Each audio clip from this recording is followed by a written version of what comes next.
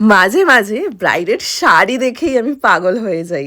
সাজাবো কি, তার উপর যদি পরে এমন সুন্দর একটা ড্রেস। অনেক দিন ধরেই ভাবছিলাম কবে আমার এমন একটা ব্রাইড হবে যার আমার একদম মনের মতন একটা লেহেঙ্গা পরবে।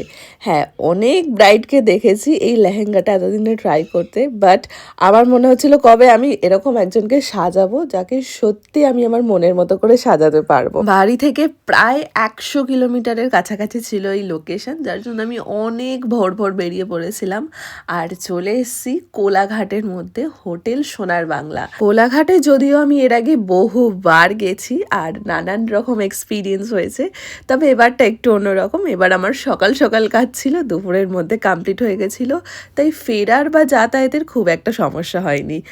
আর এখানে একটা কমপ্লিমেন্টারি ব্রেকফাস্ট ছিল, আমাকে বলেছিল মৈত্রী তুমি ব্রেকফাস্ট করে তবেই আমাকে সাজাতে আসবে। তো একটা কড়া নির্দেশ, যার কারণে সেটা আমাকে ফলো করে আমি চলে গেলাম আমার ব্রাইডের কাছে। আমি তখন অবধিও জানতাম না যে আমার ব্রাইড কি পরছে, আর যখনই এই খাজানা থেকে এই ড্রেসটা বের করলো ও, তখনই আমি বুঝতে পেরেছি যে আজকে কি হতে চলেছে। আজকে রিসেপশন, অ্যান্ড আমি এসেছি তোমার জন্য শুধুমাত্র কোলাঘাটে। তো কেমন লুক এক্সপেক্ট করছো আমার থেকে? আমি তুমি যেমন চাও একদম সেরকম, but not that much loud. আচ্ছা, আর চুলটা ওপেন রাখবে। ওকে, তুমি যেরকম সাজাবে তুমি তোমার ইচ্ছা মতো আমাকে সাজাও, না কোনো বেশ, ওকে। রিকোয়ারমেন্ট। আমি আমার বেস্টটাই তোমাকে দেবো, অ্যান্ড আউটফিটটা অসাধারণ। Thank you. চলো লেটস স্টার্ট।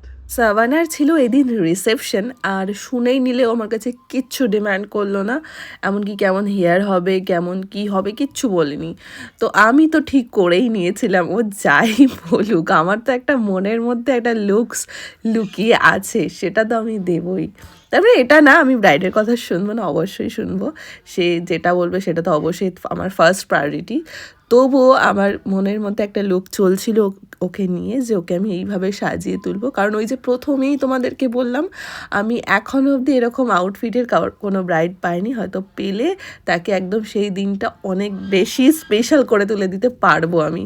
তো এই কনফিডেন্টটা আমার মধ্যে ছিল। আমি ওর লুকটা চাইছিলাম ভীষণ গ্ল্যাম, একটা গ্লসি লুক হোক, তো একদম হেভি কিছু আমি চাইনি, মানে টানা টানা কাজল বা ডিপ লিপস্টিক বা অন্য যেগুলোতে একটা হেভি কেকি বেস মনে হয়, সেরকম কিছু আমি চাইনি।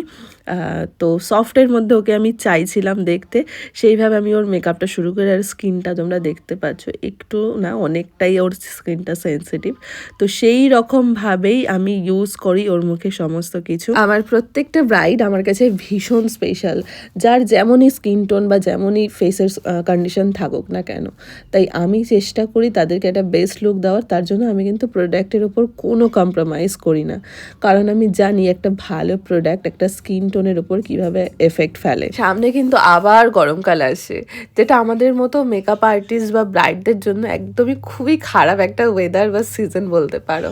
আর এর জন্যই কিন্তু আমাদের একটা স্ট্রং বেস সত্যিই দরকার। আর এই স্ট্রং বেসের মধ্যে কি কি মেকআপ থাকতে পারে বা কি কি প্রোডাক্ট থাকতে পারে, যদি সেই বিষয়ের সংক্রান্ত তোমাদের কোনো ভিডিও চাই, অবশ্যই আমাকে কমেন্ট সেকশানে বলতে পারো, আমি নিশ্চয়ই সময় বার করে তোমাদের জন্য একটা ভিডিও করার চেষ্টা করব।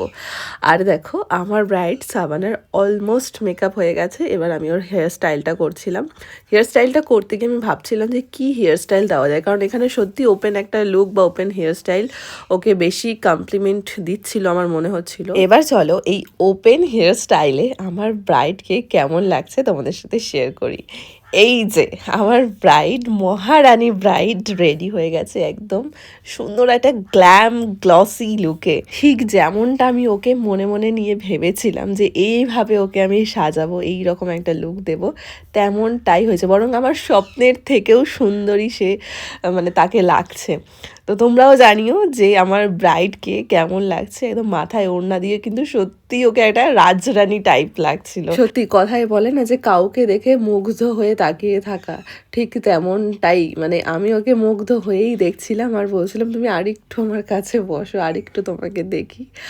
আর কেমন লাগলো তোমাদের সেটা তো অবশ্যই জানিও। আজকে কিন্তু লুকটা এই অবধি রইল, এরপর ওকে সাজিয়ে আমিও হাসি হাসি মুখে এখান থেকে বিদায় নিলাম। চলো টাটা।